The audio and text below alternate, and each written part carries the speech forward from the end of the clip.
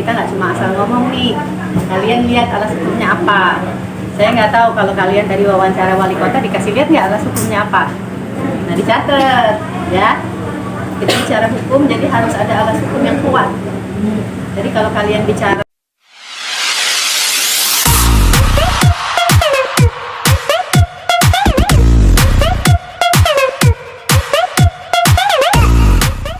Tiga bawang dulu ya. Ada. ya, Ya Bu, memang harus dimatikan Bu ini. ya teman-teman bisa lihat Bantu ini ada yang lain. Iya. ya teman-teman bisa lihat situasi di dalam.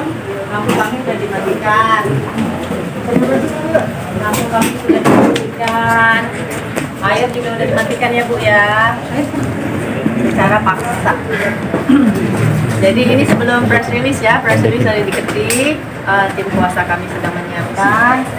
Ada paman saya dan ada tante saya juga. Kami meninggali rumah ini rumah keluarga ya. Di zaman kakek saya, nenek saya. Ini kakek saya nih pejuang kemerdekaan ya. Ini kakek saya, Hussein bin Syah Abu Bakar, Yemu Ambon, pejuang kemerdekaan Republik Indonesia. Kami menempati rumah ini dari tahun 1960 dan kami punya alas hak yang sah. Kami punya alas hak yang sah yang nanti akan dibeberkan ya. Nanti alas haknya, alas hak yang sah itu akan kami jelaskan apa saja yang kami miliki ya kepada teman-teman dan kira-kira langkah-langkah hukum dan upaya hukum apa yang nanti kami akan tempuh ya. Itu kami akan jelaskan sebentar lagi. Press release-nya sedang diketik. Yang pasti teman-teman lihat ya, udah tadi mungkin menyaksikan juga kalau ada yang menyaksikan. Teman-teman dari PBHI, HMI juga semuanya akan hadir di sini. LBH juga insya Allah akan hadir di sini. Ada Kompas, ada Tempo. Udah datang belum ya teman-teman? Dari Kompas, Tempo, Berita Satu tadi udah? Ada. Berita Satu. Ini rumah keluarga kami. Tante kami, Eria Kamal Mahfuzar, sudah meninggal dunia. Kemudian ditempati oleh adik papa saya, Idrus bin Syah Abu Bakar, sudah meninggal dunia. Kemudian ada istrinya, Firdaus Al-Idrus, yang menempati rumah dan sedang sakit, sedang dioperasi. Ini ada di daerah sini ada 7 kakak. Ya sekarang yang berlahan tinggal 3 kakak karena tidak kuat mengalami intimidasi yang dilakukan oleh wali kota bersama Satpol PP. Jadi yang bertahan paling akhir sampai penghancuran seperti yang Anda lihat di depan tadi, sampai sekarang minta pengosongan. Truk-truk Anda lihat tadi, damkar di mana-mana, udah seperti suasana perang ya. Ada damkar, ada Satpol PP di mana-mana. Sekarang lampu udah dimatikan, baru jam 2 siang mengharapkan pengosongan. Tapi kita disuruh pengosongan ini gelap-gelapan. Nggak bisa minum, nggak bisa sholat, ya nggak bisa masak. Ini ya kalian tahu ya, intimidasi seperti ini yang dilakukan oleh negara. Dalam hal ini Pemda DKI melalui wali kota dan Satpol PP. Ya mungkin tadi kalian udah mendengarkan versi mereka seperti apa. Saya berharap sebetulnya ini bisa diselesaikan di pengadilan. Di pengadilan kan fair ya, hakim, polisi akan melihat fakta-fakta hukum yang ada. Nah, tapi saya menyesalkan kenapa menggunakan cara-cara yang tidak lazim. Coba correct me if I'm wrong ya, koreksi saya. Kalian pasti wartawan pintar-pintar juga nih. Legal nggak ya, legal nggak wali kota melakukan pengosongan? Tadi saya nggak lihat SK pengosongannya, saya nggak lihat. Katanya atas persetujuan dan perintah gubernur. Teman-teman tadi tanya nggak Ibu Ani tadi? Lihat nggak SK pengosongannya? Oh, Anda menurut informasi katanya sudah dikeluarkan SP3. Iya, tapi kamu lihat nggak melakukan pengosongan? Ada SK-nya, kamu lihat nggak? Belum, Mbak, belum. Belum ya, nanti ditanya Bu Ani ya, SK pengosongannya mana? Terus kalian sorot SK pengosongannya mana? Ya. SP1, ini kan terburu-buru sekali, saya nggak tahu ada motif apa kenapa terburu-buru sekali. SP1 dilakukan, kami berikan bantahan. SP2 dilakukan, kami berikan bantahan. SP3 dilakukan, kami berikan bantahan. Tapi bantahan kami nggak mau didengar. Bantahan kami dihiraukan. Ya, nggak dianggap sama sekali. Nah, saya mau tanya nih pakar-pakar hukum Indonesia, bisa nggak wali kota melakukan pengosongan? SK-nya mana? Pertama, bisa atau enggak? Ya, landasan hukumnya apa? Melakukan penggusuran dan kita punya alas hak yang sahih. Ini kita bukan tinggal di tanah orang bikin tenda ya. Ini bangunan kita bangun pakai hasil kerja keringat loh. 7 kakak ini bangun rumah ini hasil kerja keringat, bukan tenda. Udah 4 generasi, dari kakek, anak, cucu, cicit yang tinggal di rumah ini udah 4 generasi dari tahun 1960. Ya, kami kenal semua tetangga-tetangga di sini. Kami bukan penghuni liar, jangan anggap kami penghuni liar. Ada landasan hukumnya, nanti akan saya lampirkan kepada kalian semua. Ya, saya berharap media bersifat netral dan investigasi ini harus investigasi. Ini nggak bisa nggak diinvestigasi karena kita bicara hukum. Alas hak mereka apa? Alas hak kita sebagai penghuni apa? Ya. Dan siapa yang melakukan kesalahan? Siapa yang melakukan kelalaian? Dan siapa yang melakukan kesewenang-wenangan? Nanti kalian bisa lihat ini karena setelah ini. Kalau kami sih bertahan, sih ya. Kalau ditanya kami bertahan sampai titik darah penghabisan. Karena kami merasa ini hak kami. Ya, kalian tadi lihat bagaimana pemaksaan itu dilakukan ya, kekerasan itu dilakukan ya. Kami akan ditahan, kami mau diseret, kami mau dipukuli, ya. Kami akan bertahan. Dan setelah ini, apakah ada tindakan hukum? Ya tentunya. Karena kami merasa Pemda DKI dalam hal ini Satpol PP, wali kota, kemudian gubernur yang sebentar lagi habis masa jabatannya ini melakukan abuse of power. Ya. Normalnya, kalau orang bersengketa itu saling gugat-gugat, ya kan, ke pengadilan. Ada putusan yang ketok palu hakim, putusan inkrah, ada panitra. Idealnya seperti itu ya kalau secara hukum ya. Nah, ini saya nggak mengerti kenapa tidak melakukan upaya-upaya hukum seperti yang semestinya.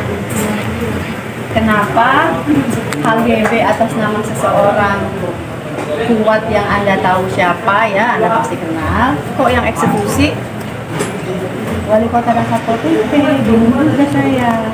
Tapi nanti dibicarakan ya dengan pakar-pakar hukum yang, dan Anda punya talk show tuh, apa bisa seperti itu ya kan? Ini HGB pribadi, tapi kok yang eksekusi wali kota ya, dan Satpol PP. Kok kenapa nggak gugat ke pengadilan, kita bertarung di pengadilan? Oke, tadi udah banyak pertanyaan yang harus kalian investigasi tuh. Pertama, apakah Satpol PP dan wali kota punya hak melakukan penggusuran secara paksa ini? Kedua, atas dasar apa? Apakah SK pengosongan tadi kalian udah lihat? Ya kan, kalau bikin berita kan kita mesti lihat alas hukum ya, karena ini ada abuse of power nih, ada dan beberapa hukum yang nggak bisa ya, ada agak tricky gitu, jadi kalian nggak bisa langsung memberitakan tanpa dasar-dasar ini, harus kalian lihat. Nah, nanti yang kami akan membeberkan alas-alas bukti hukum yang kami punyai, dan ini juga akan kami beberkan karena setelah ini kami akan bikin laporan, kami akan bikin LP, insya Allah ke Mabes. Insya Allah Mabes Polri semoga bisa diterima dengan baik laporan kami atas pengerusakan dan pengerobotan, mungkin abuse of power yang dilakukan semena-mena oleh Wali Kota DKI atas perintah Gubernur DKI Anies Baswedan. Gitu ya. Jadi prolognya seperti itu aja. Nanti adiknya papa saya, ya om saya dan tante saya yang menempati rumah ini akan bicara mengenai alas-alas hukum yang mereka punya. Dan selanjutnya lawyer kami akan bicara mengenai upaya-upaya hukum apa sajakah yang akan kami lakukan setelah ini. Jadi proses hukum sih masih panjang. Kalau proses penggusuran mau dilaksanakan harus dihancurkan, kalian lihat ya, pagar udah hancur, kami udah disiapin box, udah disiapin truk, tapi sampai detik ini kami bertahan. Lampu udah dimatiin ya, supaya kita takut nggak bisa makan, nggak bisa minum, nggak bisa kerja dari laptop dan sebagainya, nggak bisa telepon siapa-siapa. Kami udah di-isolate ya, kami udah diisolasi nih oleh Pemda DKI. Gitu. Jadi kami membutuhkan keadilan di sini. Ya, kami mencari keadilan karena kami bukan penghuni liar yang tinggal sembarangan pakai tenda. Bukan. Kami menghuni dari tahun 1960 di sini. Ya, kakek saya pejuang kemerdekaan Republik Indonesia. Kalau gitu saya sekarang akan panggilkan om saya dan akan panggilkan lawyer untuk menyajikan kepada teman-teman alas hukum yang kita punya. Dan alas hukum ini juga akan menjadi dasar gugatan kita. Insya Allah kemampuan. Ya. Rencananya kapan, Mbak? Hari ini juga. Hari ini juga. Nah, setelah udah barang-barangnya ada dikemas, rencananya apa? Mau pindah ke tempat sementara Kami nggak kah? mau pindah. Kami nggak mau pindah sih. Kalau kita bisa tidur di trotoar depan untuk mempertahankan hak kami akan lakukan itu. Berarti status tanah memfasilitasi dari komunitas itu atau gimana? Nanti alas hukumnya akan disajikan. Jadi kita nggak cuma asal ngomong nih. Kalian lihat alas hukumnya apa. Saya nggak tahu kalau kalian dari wawancara wali kota dikasih lihat nggak alas hukumnya apa. Nah dicatat ya. Kita bicara hukum, jadi harus ada alas hukum yang kuat. Jadi kalau kalian bicara, oh ada HGB atas nama itu, oh ada SK pengosongan, mana kalian record nggak tuh SK-SK itu bukti hukum. Jadi jangan sembarangan memberitakan sesuatu yang ternyata nggak punya alas haknya, gitu ya. Jadi kalau teman-teman bicara dari pihak wali kota, alas hak ibu apa ditanya juga, SK pengosongan ini mana, ada tanda tangan siapa di situ. Kita secara hukum, secara prosedural benar nggak ini? Coba kita tanya hukum pakar hukum tata negara, benar nggak ini? Gitu ya? Oke. Apa? Aduh, udah. Intimidasi sebetulnya upaya ini sudah dilakukan dari 2011, sempat terhenti, tapi nanti om saya akan cerita. Tapi sebulan ini, wah luar biasa sebulan ini. Sampai orang tua-tua yang tinggal di sini ada yang stroke, ada yang jantung. Sampai kalau Anda lihat sebelah kiri yang sudah di bulldozer, itu orang yang nggak kuat, orang tua yang nggak kuat mental, ya, nggak kuat fisiknya, nggak kuat intimidasi. Setiap hari mereka taruh satpol pp, ya ada orang-orang yang nggak jelas dari asal usulnya dari mana. Gedor-gedor dan intimidasi itu dilakukan secara nggak cuma premanisme, secara struktural. Pak RW-nya datang, RW apa tuh ya? Pak Lurah Cikininya datang, udah terima aja Bu uang kerohiman gitu. Terus kemudian Pak Camatnya datang, jadi intimidasi ini dilakukan secara masif sekali dan secara struktural. Ya biasanya kan kalau intimidasi kan cuma preman-preman aja ya, tapi ini enggak.